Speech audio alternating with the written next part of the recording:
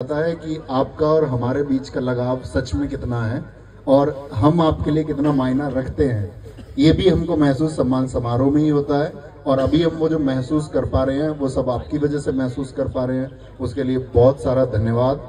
और दूसरा, मैं उन सभी लोगों के चरण स्पर्श करूंगा यहाँ पर जो भी आपके फैमिली मेंबर्स आए हैं, जो भी सीनियर्स हैं मुझसे या छोटे हैं, तो उन सबको नमस्ते। मैंने देखा अभी एक छोटा सा बच्चा भी था यहाँ, अभी कहीं खो गया है वो, तो वो किसी के साथ में आया होगा, उसे तुम अपने मतलब ऐसे गायब। हाँ हाँ हाँ वही है, ठीक है, कल को ये भी भर्ती होगा। तो मतलब अब अगर हम आज बात करें सम्मान समारोह में, हमारा जो मुख्य मकसद होता है वो होता है कि भाई आप सब लोगों का जो प्राइड है वो बना रहे, आप ये महसूस भी कर पाओ कि आपने कुछ प्राप्त किया है, क्योंकि आप सबकी जर्नी अलग अलग है।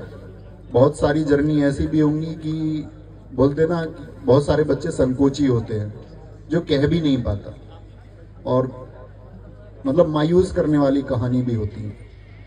इसी एसएससी जीडी की एक छोटी सी कहानी मैं आपको बताता हूँ, और मैंने क्लास में भी जिक्र किया था एक बार कि एक बच्चे ने ये बोला कि जी मेरे पिताजी को मतलब उसकी बातें मतलब जैसी भी रही हो, आप समझे, मतलब उसके पिताजी को जाना पड़ा इस दुनिया से। और उसने बोला कि मेरे पिताजी जहाँ काम करते थे, तो जिनके यहाँ वो जेसीबी या ट्रैक्टर चलाते थे, उन्होंने मेरे पिताजी का ट्रीटमेंट नहीं करवाया, और अगर ट्रीटमेंट करवा देते मेरे पिताजी का तो बच जाते। दरअसल में वो जेसीबी जिस जेसीबी को चलाते थे उसी के नीचे आए थे, वो क्या कारण रहे पता नहीं। तो उसने बताया कि अब हमारे घर जो चलता है वो 500 रुपए की जो पेंशन आती है उससे चलता है, और कोई भी रिलेटिव हमें पैसा नहीं भेजता। तो मैं उससे पूछ रहा था, मतलब यार 500 रुपए में घर कैसे चल सकता है? मतलब हमारे लिए, हम बेशक मतलब हम भी उसी पृष्ठभूमि से हैं, लेकिन इतने खराब हालात कि 500 रुपए में भी घर चल सकता है क्या? तो उसने बताया कि भैया पिछले 2.5 महीने से हमारे घर सब्जी नहीं बनी है, मतलब सिर्फ रोटी बन रही है, और सिर्फ रोटी ही हम खाते हैं, चाहे नमक से खाएं या कैसे भी खाएं, सब्जी 2.5 महीने से नहीं खाई है। और 3 भाई बहन थे, तो मतलब कारण थे, मैं चाहता था कि वो यहाँ मिले लेकिन किसी वजह से नहीं आ पाया है। तो मैंने उससे बोला था कि भाई जो भी हम कुछ कर पाएंगे आप समझना, मैंने उसे एक प्रॉमिस किया कि ठीक है तुम अपनी चीज़ें कंटिन्यू करना, मैं तुम्हें कुछ पैसे भेजूंगा, बाकी पढ़ाई वढ़ाई के लिए जो भी तुम कर पाओ तो वो कोर्सेज वगैरह मिल जाएंगे। इतना खुददार बच्चा कि ये कह के गया ठीक है जब मुझे ज़रूरत होगी। उसने मुझसे पैसे नहीं मांगे, कभी लिए ही नहीं।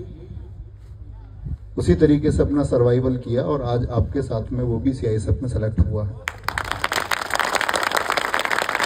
इस चैनल की जो जर्नी रही या आप लोगों से जो भी भावनात्मक जुड़ाव है, उसका कारण यही था कि हम लोगों ने मतलब अमीरों को टारगेट नहीं किया। टारगेट नहीं का मतलब उन्हें प्रश्रय नहीं देना था, उन्हें सुविधाएं देने का कोई अर्थ नहीं था। वो लोग जुड़े तो अलग बात थी, ध्येय यही था कि निम्न वर्ग और मध्य वर्ग का बच्चा जुड़ पाए।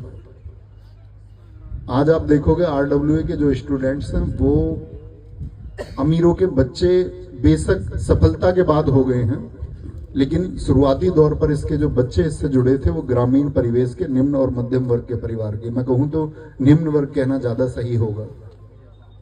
यही वो चैनल था, या मैं ये कहूं कि जिस चैनल को आप सब लोगों ने परिवार बनाया, तो उसके परिवार बनने का कारण ये था कि जब इस देश में कोर्सेज की फीस, आप शायद में आप में से बहुत सारे नए छात्र होंगे, मैं आपको 5 साल पहले का सिनेरियो बता दूं तो 5 साल पहले 5,000 से कम फीस नहीं होती थी।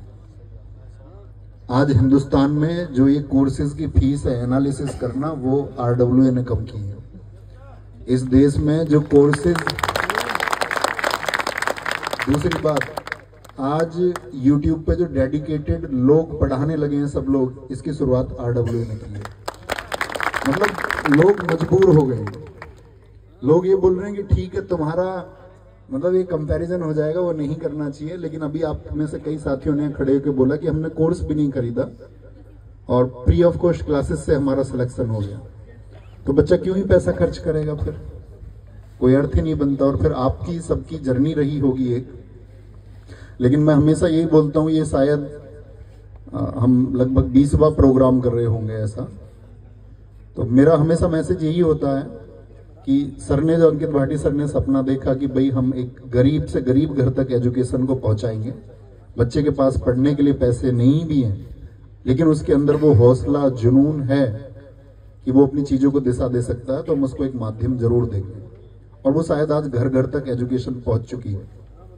2 करोड़ प्रतियोगी छात्र होने का मतलब, क्योंकि प्रतियोगी छात्र का मतलब ही क्या है, अगर हम मेजरली बात करें तो 18 से और 28 के बीच का बच्चा, उसमें भी ज्यादातर 18 से 25 के बीच का ही होता है। तो इतनी उम्र वर्ग के अगर 2 करोड़ बच्चे हमसे जुड़े हुए हैं, तो मेरा मानना यह है कि संपूर्ण देश का प्रतियोगी परीक्षाओं की तैयारी करने वाला हर बच्चा जुड़ा हुआ है।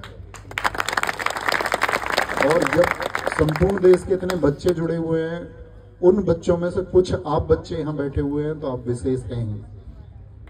और विशेष आप तब बन जाते हैं कि लोगों ने बोला कि 160 मार्क्स का आपका एग्जाम था, 160। मैं बस बुलाना चाहूंगा, देखो मतलब इसमें कंपैरिजन नहीं है, मेरे दिल की बात है। जैसे कि आप ये सोचोगे कि भाई all India rank 1 Shahrukh Khan, सब जानते होंगे, और ऑल इंडिया रैंक 1 रिजवान। लगभग मतलब शाहरुख का स्कोर जो रहा 155 के आसपास रहा, लेकिन एक लड़के ने कमाल ही कर दिया, 160 में से 160, गुंजाइश ही नहीं छोड़ी कोई, ना एनसीसी ना रिलैक्सेशन, उसके पास ऑप्शन था 80 क्वेश्चन करने का और 80 में से 80 ठीक किए। मतलब मैं ये समझ रहा हूं कि यार क्या पोटेंशियल रहा होगा कि अपनी तैयारी में इतनी सी भी कमी नहीं आने दी। अब चूंकि आप सब लोगों को गाइड आगे के लिए भी करना है कि भाई फ्यूचर में आप में से बहुत सारे लोग आगे जाएंगे, बहुत सारे लोग अपनी जर्नी को यही रोक देंगे, उन्हें लगेगा ठीक है अब तो मतलब सैलरी आ रही है तो कोई दिक्कत नहीं है, अब तो चीजें आसान हो गई थोड़ी। लेकिन मैं ये कहूंगा कि अपने मैक्सिमम पे आप लोग जाना, जितना शीर्ष पर आप पहुंच सकते हैं।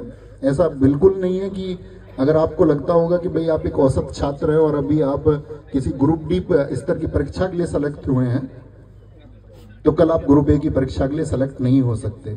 जैसे आप यहाँ पर हुए यही जर्नी आगे रखना, चीजों को सीखना, तो आप कल, मैं ये कहता हूँ अगर आप सबके अंदर हौसला होगा तो आप सब अधिकारी हो जाएंगे कहीं ना कहीं। लेकिन उस हौसले की जरूरत होगी, आपसे पहले भी लोगों ने किया है, टॉपर्स भी नहीं कर पाते हैं अपने। अगर मैं बात करूं स्कूलिंग में बहुत अच्छे मार्क्स लाने वाले भी बहुत ज्यादा सफल नहीं हो पाते हैं, लेकिन औसत भी बहुत सफल हो जाते हैं। इसके बहुत सारे उदाहरण आपको मिल जाएंगे।